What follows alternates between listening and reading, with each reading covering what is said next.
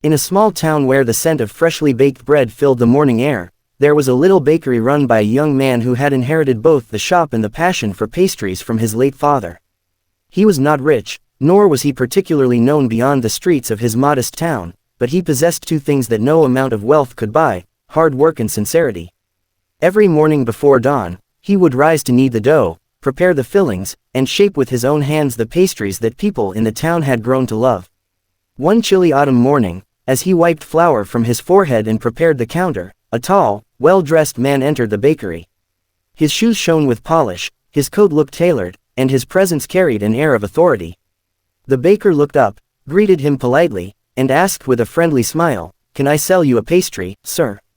The man, however, did not immediately answer. He gazed at the young baker with an expression both curious and profound, as if searching his soul through his eyes. Finally, after what seemed like an eternity, the man spoke, "A pastry, yes. But more than that, young man, you are going to live with me." The baker was stunned. For a moment, he thought he had misheard. He looked around, half expecting someone else to walk in, but the shop was empty save for him and this stranger. "I beg your pardon, sir," he stammered, unsure whether the man was joking or perhaps a little eccentric. The stranger chuckled softly, then introduced himself. He was a millionaire businessman, a man whose name was whispered with admiration in financial circles and whose fortune spanned industries and continents. He explained that he had come not just for a pastry, but because he had been quietly watching the young baker for months. Each time he visited the town, he noticed the boy's tireless dedication, his humble attitude, and his genuine kindness toward every customer. Where others might chase money, the baker chased perfection in his craft and offered it with a heart full of sincerity. "You remind me of myself when I was your age," the millionaire said. "But I lost something along the way. I built wealth, I built empires, but I lost the warmth that you keep alive every day with nothing more than flour and sugar. I don't need another business partner. I need a companion in life who understands the value of small things, the essence of gratitude, and the beauty of humility. So, when I say you are going to live with me, I mean that I wish to take you under my wing, not as a servant, not as an employee, but as someone who will inherit not only my wealth but my wisdom, my connections, and my life." The baker's heart pounded. He thought of his little bakery, his modest home, and the quiet life he had always known. Could he truly leave it all behind for the world of wealth and luxury? And yet, there was something sincere in the millionaire's eyes, something that told him this was not a trick, nor an empty offer. Days passed as the young man wrestled with his thoughts. He continued to sell his pastries to neighbors, to smile at children pressing their noses against the glass, to deliver bread to old Mrs. Clark at the corner who couldn't walk to the bakery anymore. Every act reminded him of who he was. But at the same time, he could not ignore the opportunity that had landed before him. The millionaire returned after a week. This time, he did not come in a suit but in casual clothes, almost as if he wanted to show the young man he was more than his wealth. He bought a pastry, ate it slowly, and said again, "My offer still stands. The world is vast, and you have the heart to make something greater than even I have done. But you cannot do it locked away in this small bakery forever. Come live with me, learn, grow, and when the time comes, I will leave everything I own to you." The baker asked timidly, "Why me, sir?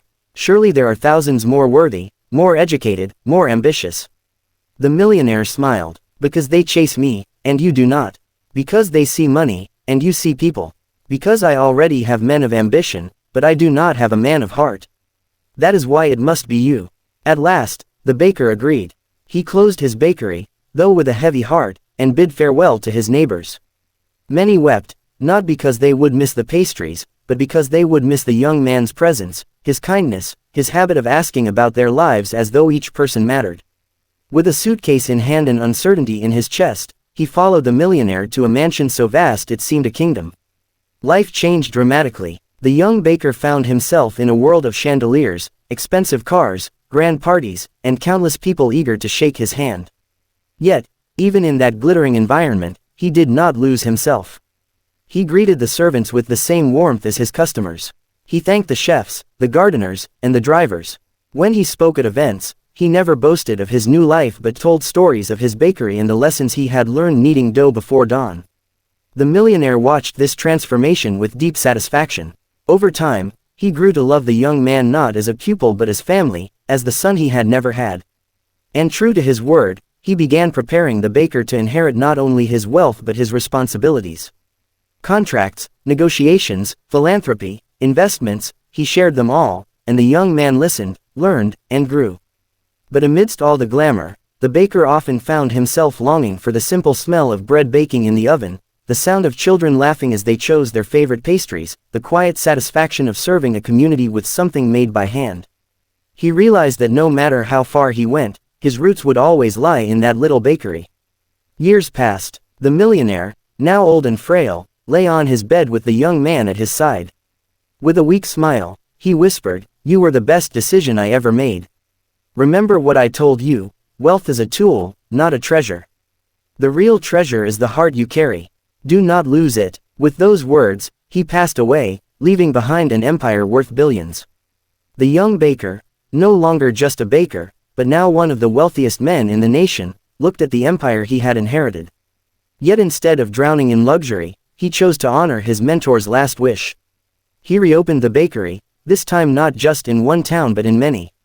He trained young people, gave them jobs, and taught them the same lesson the millionaire had taught him, that life is not about chasing riches but about cherishing the small moments and sharing kindness. People who bought pastries from his shops often did not realize that the man behind the counter was the owner of a vast fortune. To them, he was simply the same humble baker who smiled, asked about their families, and remembered their names. And in that way, he kept alive not only his father's legacy but also the spirit of the millionaire who had once walked into his bakery with the strangest of offers. The story became legend, told and retold, not for its wealth but for its wisdom. It reminded people that kindness could change destinies, that humility could earn more than ambition ever could, and that sometimes the simplest question, "Can I sell you a pastry, sir?" could open the door to a life beyond imagination. And so, the baker lived, not just with wealth, but with purpose, never forgetting that his true fortune had been, and always would be, the goodness of his heart.